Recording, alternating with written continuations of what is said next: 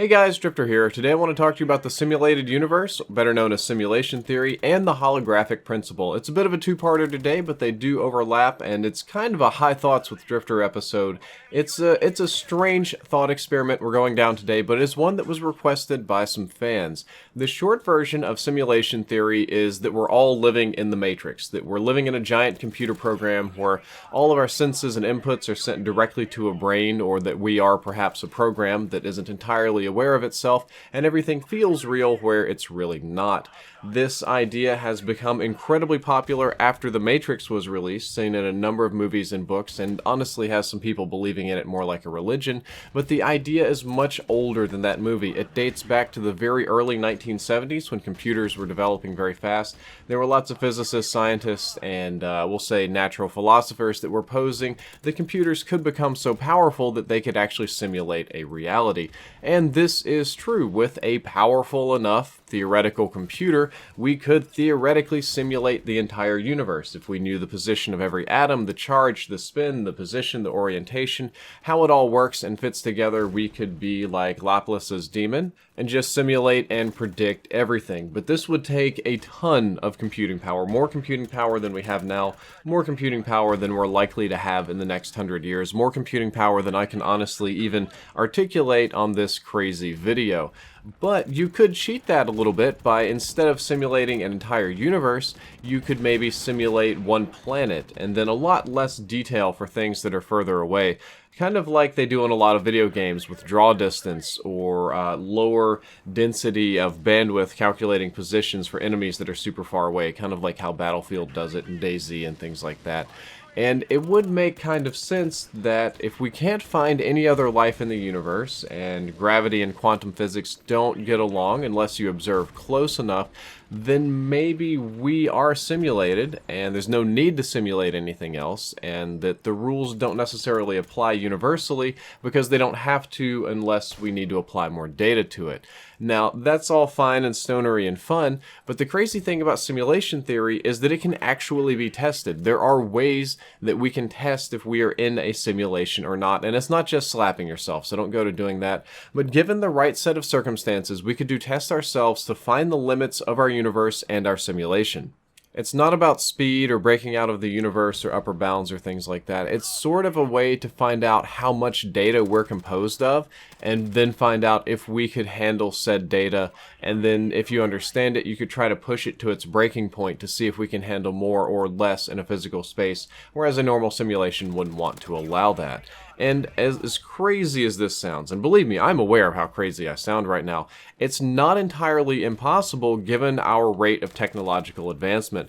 There was this fantastic quote from Elon Musk, I think it was about a month or so ago. He was being interviewed, and he talked about sitting around with his brother talking about things, and Elon Musk's quote was that if you accept that technology always advances and computing power always gets better, even if you take, even if let's say we hit a brick wall and the rate decreases to 1/1000th of what it is now, and we're talking about rates, not pure linear numbers here, then given enough time, maybe 1,000,000 years, we would definitely have insanely powerful supercomputers capable of AI and simulating universes and things like that. And what's even crazier is, if you simulate a universe, then somebody in that universe could make their own simulation of a new universe, and then in the third one they can make a simulation. It could be simulations all the way down, which led me, when I was doing my research online, led me to an interesting fear that people have, that what if our creators or powers that be try to shut us down when we make our own simulation because we're using up too much computing power.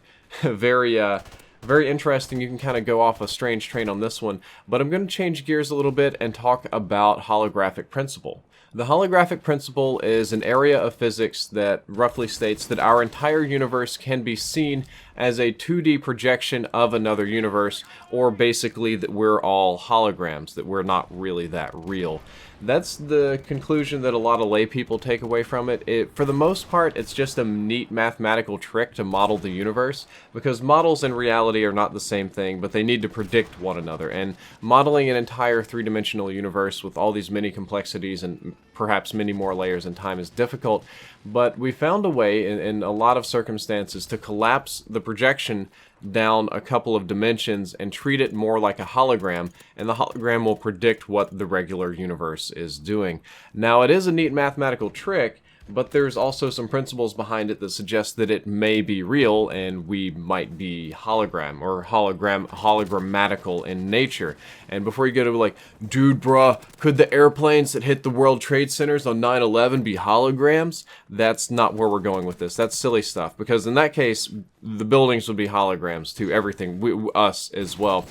But this came about when people were researching the fact that black holes eat information. So we all know that black holes suck things in: light, gravity, energy, fundamental forces, matter definitely. They tear you apart and crunch you in a bit. You'll never survive it. But they also eat physical information about the universe, which violates a lot of our laws of thermodynamics and some quantum laws as well. They can't destroy information. And this is a famous paradox in physics for which there are numerous solutions now. There weren't at the time, but one of those solutions was the hologram solution, and it allows for them to treat the entire universe as information instead of just the hologram itself. So if that were true, what it would mean is that we can recategorize every single thing in the universe into information. We tend to think of the universe now as made of basically energy and matter, and that they're somewhat related. You can trade them off in nuclear reactions. Maybe there's dark matter, maybe there's fundamental forces leaking in from a different universe. But in hologram theory, or the holographic principle would state that everything is just information in the universe. Bits, zeros and ones, a sort of information density, and depending on the density of information and its organizational structure, it could be reorganized into matter, energy, or other fundamental forces, and that literally everything breaks down into energy, into information, which I find very interesting, and it seems very probable, but it leads to interesting conclusions such as the universe or space and the nature of the vacuum and the shape of it in many other dimensions that I don't want to mathematically model or try to articulate here, has a maximum information density for our existence. There is a certain upper limit of the amount of bits you can put in a finite area that define what they can do. Sort of an upper limit of all possibility for a given space. And that's kind of like the maximum computer power in simulation theory. If there is a finite amount of computing power, then there's going to be a finite amount of information or things that you can do with a given space, much like the finite amount of possibility in the holographic principle, which I found this relationship to be very cool. And the interesting thing about this is that we could use the mathematics of the holographic principle to test if simulation theory is real, which I'm not entirely sure how to do that because it's extremely high-level mathematics. That's a little bit beyond my pay grade and my educational level, but I'm just at that level to where I can kind of see the potential here. Now, I don't want you guys to take this as proof that reality isn't real. We all live in the Matrix. Rick and Morty is a documentary, and the government did 9/11. That's not where we're going on this. We're not trying to go down the crazy conspiracy theory train. For the most part, these are just interesting thought experiments as of now. However, the holographic principle is semi-tested. There have been some tests done on this principle, and very specific ones that don't necessarily prove it, but validate that some sections of it are valid in certain situations. They're working on it. People that are fans of it are trying to test it and prove it, because that's one of the things that scientists like to do. But it could end up being real. Just like there could be a future coming where we could simulate an entire reality, including other people, and then we have to deal with the morality of, is a simulated person life? Kind of like, is AI alive? If you simulate a universe, are you responsible for it? Are you the god of that universe? What do you do if they start simulating universes all the way down? Are your creations competent enough to be responsible for the creations of others? And you end up in a lot of interesting sort of moral paradoxes here. But I think the bigger concern is none of this is going to happen if we don't kill ourselves first. This is all assuming that the human race survives, that global warming doesn't kill us, that we don't blow ourselves off the planet, or that we even care maybe 200, 300, 1,000 years from now. So we got to survive long enough first. I hope you enjoyed this video and the MWR gameplay. I know it's a little stonery and crazy and fun, but it was suggested by a fan, and while you may think this is crazy, the next topical video I have is so far out there. I think I just put crazy commentary in the title. Guys, I hope you enjoyed it. I hope you learned something useful. If you did, don't forget to like, favorite, and subscribe. Drifter out.